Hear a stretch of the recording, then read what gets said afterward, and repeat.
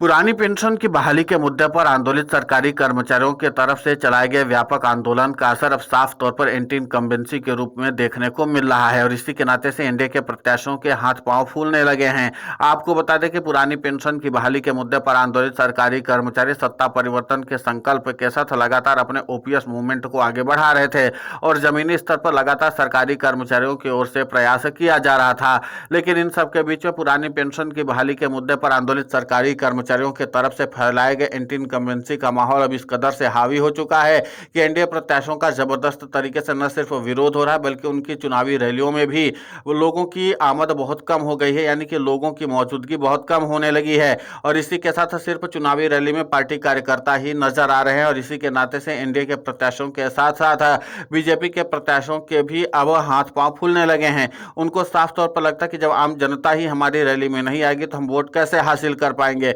माना जा रहा है कि इन सब में से सरकारी कर्मचारियों को ओपीएस फैक्टर भी काफी अहम रोल अदा कर रहा है। उधर पुरानी पेंशन की बहाली के मुद्दे पर आंदोलित सरकारी कर्मचारियों का एंटी इनकम्बेंसी का फैक्टर इस कदर से हावी है कि आगे समय में बिहार में अगर बीजेपी के कद्दावर नेताओं का, यानी कि जिस तरीके से बीजेपी के जो बड़े चेहरे हैं वो भी अगर बिहार में चुनावी रैली करने आते हैं और खुद प्रधानमंत्री नरेंद्र मोदी भी आते हैं, तो उसके लिए भी पुरानी पेंशन की बहाली के मुद्दे पर आंदोलित सरकारी कर्मचारियों ने फ्लॉप कर रैली करवाने का फैसला कर लिया है। यानी वहां पर भी लोगों की मौजूदगी लगभग ना के बराबर होगी, सिर्फ पार्टी के कार्यकर्ता ही नजर आएंगे। तो कुल मिलाकर के कि पुरानी पेंशन की बहाली के मुद्दे पर आंदोलित सरकारी कर्मचारी जहां एक तरफ ग्राउंड जीरो पर वोट स्ट्राइक करके एक तरह से सत्ता परिवर्तन करने के कदम को आगे बढ़ा रहे हैं, तो दूसरी तरफ एंटी इनकम्बेंसी के जरिए जबरदस्त तरीके से सियासी माहौल और सियासी समीकरण बिगाड़ने की कवायद में जुटे हुए हैं। यानी इस बार पुरानी पेंशन की बहाली के मुद्दे पर आंदोलित सरकारी कर्मचारियों ने पुरानी पेंशन की बहाली करवाने के लिए सत्ता परिवर्तन करने का जो संकल्प लिया है,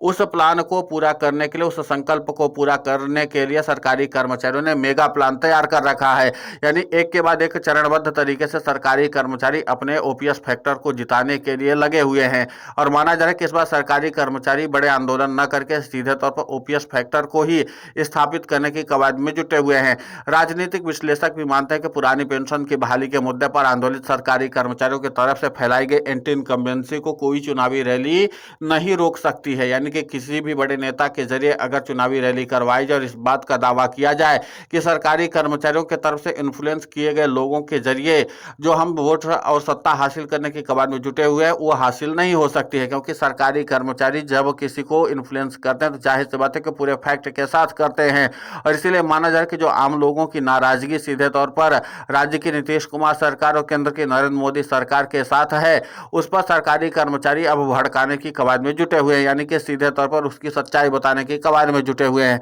और इसीलिए पुरानी पेंशन की बहाली का मुद्दा बिहार में हावी होता हुआ दिखाई दे रहा है। वो भी तब जब महागठबंधन के नेताओं या प्रत्याशियों को ऐसे भी पुरानी पेंशन की बहाली के मुद्दे को हवा नहीं दी जा रही है। और अगर सरकारी कर्मचारियों की इस मांग को लेकर के अभी तक महागठबंधन को से हवा नहीं दी जा रही है पूरी तरीके से, तब ये माहौल बचा हुआ है। और अगर जिस तरीके से सरकारी कर्मचारी अपने आंदोलन को आगे बढ़ा रहे हैं, उन सब के बीच में महागठबंधन के प्रत्याशियों और बड़े नेताओं की ओर से पुरानी पेंशन की बहाली के मुद्दे पर आंदोलित सरकारी कर्मचारियों को इन्फ्लुएंस करने की कोशिश की गई और उनको अपना समर्थन सीधे तौर पर चुनावी रैलियों के जरिए दिया गया, तो जाहिर सी बात है कि यही सरकारी कर्मचारियों का जो सहाय हो जाएगा और सत्ता परिवर्तन करने के संकल्प को और भी ज्यादा मजबूती मिल सकती है। माना जा रहा है कि बहुत जल्द महागठबंधन के कद्दावर चेहरे जो है सीधे तौर पर पुरानी पेंशन की बहाली के मुद्दे पर सरकारी कर्मचारियों के समर्थन का ऐलान करेंगे। माना यह भी जा रहा है कि महागठबंधन के जो बड़े चेहरे खासकर राहुल गांधी और इसी के साथ कांग्रेस के राष्ट्रीय अध्यक्ष मल्लिकार्जुन खड़गे या फिर आरजेडी नेता तेजस्वी यादव या प्रियंका गांधी वाड्रा, ऐसे बड़े चेहरे जैसे ही पुरानी पेंशन की बहाली के संकल्प को एक बार फिर से दोहराएंगे,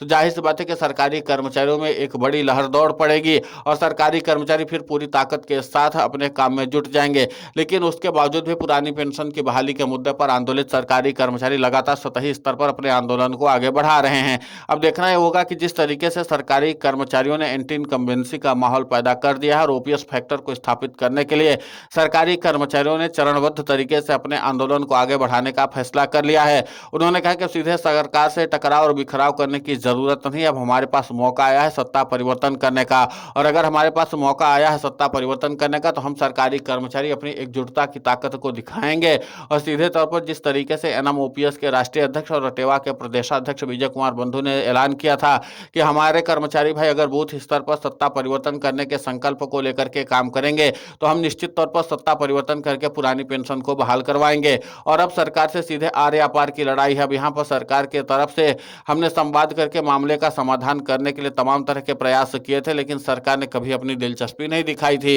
लेकिन अब हम सरकारी कर्मचारियों के पास एक अच्छा और सुनहरा मौका आया है कि हम सत्ता परिवर्तन करें। और अगर हम सत्ता परिवर्तन करना चाहते हैं तो जाहिर सी बात है कि एंटी इनकम्बेंसी की लहर को और भी ज्यादा आगे बढ़ाना होगा और एनडीए के प्रत्याशियों को पूरी तरीके से ध्वस्त करना होगा। और हम लोगों को वोट कटवा को भी प्रमोट करना है, जिसके नाते से एनडीए के प्रत्याशियों के वोट को काटा जा सके। तो कुल मिलाकर के सरकारी कर्मचारियों का जो ओपीएस फैक्टर है वो तो पूरी तरीके से चर्चा का केंद्र बन गया है। और इसी के साथ एंटी इनकम्बेंसी की लहर ने एनडीए प्रत्याशियों को घुटने पर ला दिया है। अब देखना महत्वपूर्ण होगा कि प्रधानमंत्री नरेंद्र मोदी की चुनावी रैली और सरकारी कर्मचारियों की जमीनी स्तर के प्रयास कितना ज्यादा रंग दिखाते हैं। फिलहाल इस पूरे घटनाक्रम को लेकर के आपकी प्रतिक्रिया बहुत महत्वपूर्ण होती है। आप हमें कमेंट करके जरूर बताएं। साथ ही पुरानी पेंशन की बहाली के मुद्दे पर हम लगातार आंदोलित होकर के खबरें चला रहे हैं। आप हमारे समर्थन के लिए चैनल को सब्सक्राइब करें, खबर को ज्यादा से ज्यादा शेयर करें ताकि पुरानी पेंशन की बहाली का मुद्दा और बुलंद हो।